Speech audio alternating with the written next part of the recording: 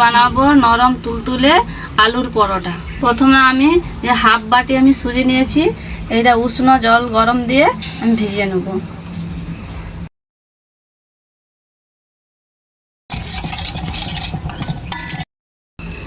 এই সুজিটাকে আমি মিনিট 5 রেস্টে রেখে দেবো।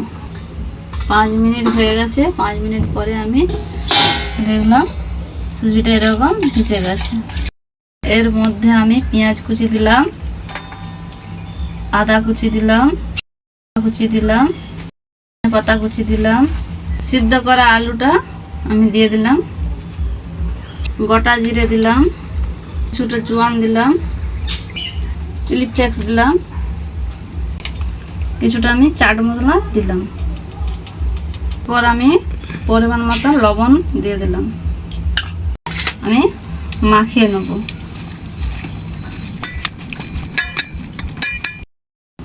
এরপর আমি অল্প অল্প করে আটা দিয়ে আমি ভালো করে একটা ডো তৈরি করে নেব।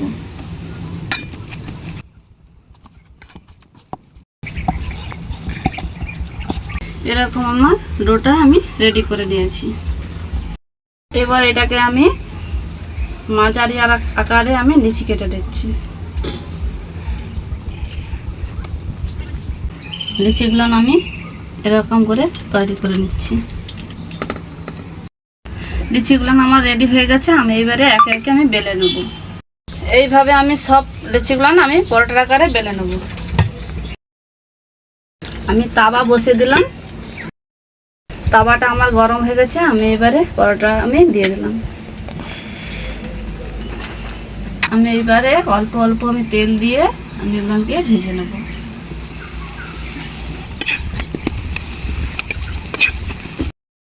এইভাবে আমি ভেজে নিয়েছি। বাকিগুলোতে আমি এরকমভাবেই ভেজে নেব।